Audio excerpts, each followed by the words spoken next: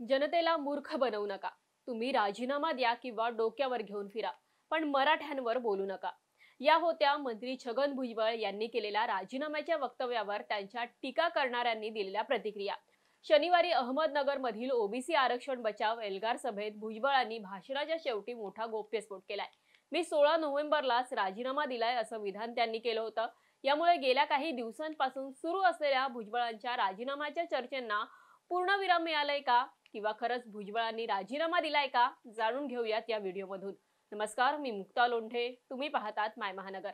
आरक्षण महायुती सरकारमध्ये याच मुद्द्यावरून खटके उडतायत। यापैकी भाजपने सावधपणे भूमिका घेतलीये, तर शिवसेना फ्रंट फूटवर खेळतोय आणि अजित पवार गटानेही बॅलन्स साधलाय।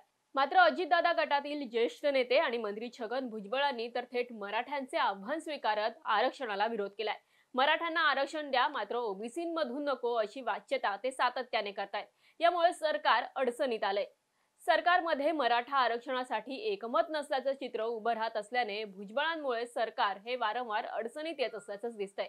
अशातच शिवसेनेतील 2 आमदारांनी भुजबळांना बाहेर काढा, त्यांचे एवढे लाड कशाला करतायत असं विधान करत राजीनाम्याची मागणी केली आहे। राज्यात आरक्षणाचा मुद्दा तापलाय तेव्हापासून भुजबळ ओबीसींची बाजू घेत आहेत।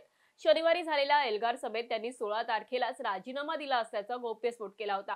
मंत्रिमंडळातील मंत्र्यांना भूमिका पटत नसल्याने आणि मुख्यमंत्री एकनाथ शिंदे यांना कोणतीही अडचण होऊ नये म्हणून राजीनामा दिल्याचं मंत्री छगन भुजबळ यांनी आपल्या राजीनामा पत्रात म्हटलं असल्याची बातमी समोर आली आहे। गेल्या 16 नोव्हेंबर रोजी दुपारी 12 वाजता छगन भुजबळ यांनी आपल्या मंत्रिपदाचा राजीनामा मुख्यमंत्री एकनाथ शिंदे यांच्याकडे सोपवलाय।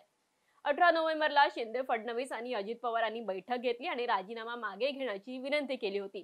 राज्यात कायदा आणि सुव्यवस्थेचा प्रश्न निर्माण होऊ शकतो असं त्यांनी म्हटलं होतं। मात्र छगन भुजबळ यांनी राजीनाम्याबद्दल मी माध्यमांसमोर काहीच बोलणार नसल्याची कबुली दिली। अजूनही भुजबळांचा राजीनामा मुख्यमंत्री एकनाथ शिंदे यांच्याकडे आहे। दरम्यान भुजबळांना त्यांच्या राजीनाम्यासंदर्भात पत्रकारांनी यापूर्वी अनेकदा प्रश्न विचारले। यावर नो कमेंट्स अशी प्रतिक्रिया भुजबळांनी दिली होती। भुजबळांचा राजीनामा घेतल्यास ओबीसींचा जनक्षोभ उसळू शकतो। महायुती सरकारला ओबीसी असो किंवा मराठा, दोघही समाजाचा रोष उडावून घेणं परवडणार नाही आणि यासह छगन भुजबळ यांचा राजीनामा स्वीकारल्यास किंवा छगन भुजबळ यांचा राजीनामा घेणंही महायुती सरकारसाठी सोपं नाहीये। तुम्हाला नेमकं याबद्दल काय वाटतं, आम्हाला कमेंट करून नक्की सांगा। याबद्दलची अधिक डिटेल, सविस्तर माहिती जाणून घेण्यासाठी तुम्ही mymahaNagar.com या वेबसाईटवर लॉग इन करा। आमच्या फेसबुक, ट्विटर आणि इंस्टाग्राम अकाउंटला फॉलो करायला विसरू नका।